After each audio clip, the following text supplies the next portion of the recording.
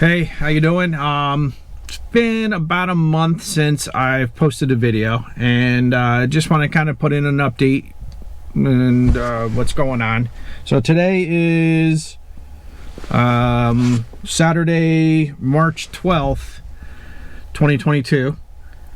I've had a little bit of the Jeep's been a little problematic with me lately, so I've been trying to address some of the issues with that. That's kind of been hampering some of my other activities. So just kind of, synopsis of what happened. So the Jeep developed a dead skip, and after troubleshooting, I figured it needed a tune-up because it was been quite a few miles since the last tune-up. So they did a tune-up on it, and when I took it into the shop, I mentioned to them that it occasionally I would get a whiff of antifreeze when I got out of the Jeep. So they also noticed that the thermostat housing was cracked. I don't know why Chrysler makes those things out of plastic, but so we went, they changed that, they did the tune-up on it.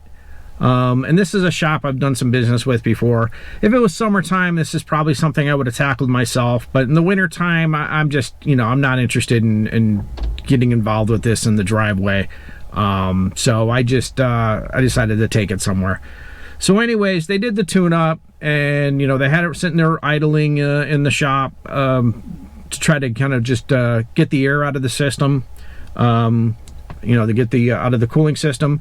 And while that was happening, it dropped the cylinders again.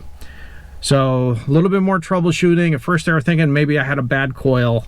But then eventually what they settled on, what they eventually found was that there was a chafe in the wiring harness. So the way the wiring harness runs down on the driver's side of the engine, it looks like the bracket that was holding the wiring harness got bent back at some point and was rubbing on the steering column.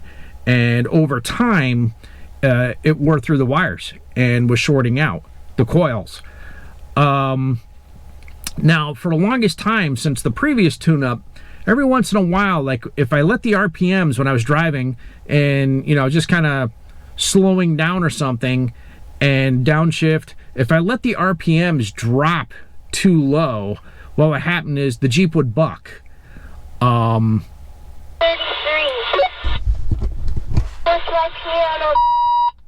Shut off the GMRS radio. So the Jeep would buck, and what I wasn't sure what it was, and it was just something I kept saying, I'll get a look at it later. So what we think was happening, because that problem had existed for a long time, and that was one of the symptoms. They had thrown the air fuel mixture way out of whack. So I'm not sure what the hell was going on, but anyways, they fixed that. They put the new thermostat housing in there with the that new water neck and everything, put it all back together. I picked it up right as rain. Okay, so fast forward a little, a few more, like another week or so, and now I'm smelling oil. Instead of antifreeze, I'm smelling oil. So bring it back in there, because I start getting another error code for an oil pressure sensor. So I'm thinking, all right, something broke loose, or when they were doing that work, they took it all apart again, and then they found that the oil cooler was now cracked, another plastic part. Again, I just don't know what the logic is on making those damn things plastic, but they put it all back together. They put a new one in there, put it all back together, and was good. And I was driving it around, and I got the notice from my state that I was due for emissions. And right on cue, the damn check engine light comes on yet again. In my state, that's an automatic fail if that mill is lit. So looking at the codes, I was getting an 0420. After talking to some folks there and everything, I'm thinking it was like an O2 sensor or possibly a CAT. So brought it back in, they took another look at it, and then they decided it was a bad catalytic converter. They're thinking that having the air fuel mixture all out of whack probably toasted the CAT. So went through that. They put a new one in there and everything. I drove it around about 100 miles. I picked it up yesterday. I drove it around about 100 miles today to just get some mileage on it, so I can take it down to the emission testing center and get the emissions tested. Take it down, it passes. I'm like, okay, good as rain, let's go. And on my way home from the emission center, the damn light comes back on. So it's throwing another 0420. Now I got an additional 0430, which I didn't have before.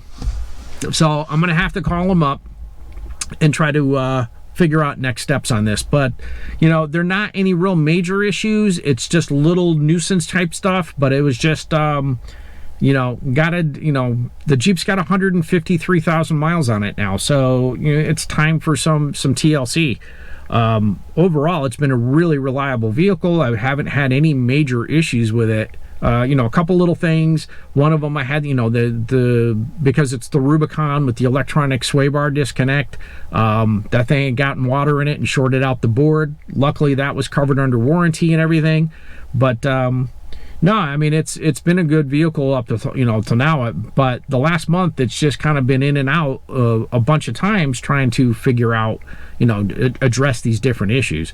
So that's kind of one of the things that's been kind of holding me up on doing the videos the last few weeks.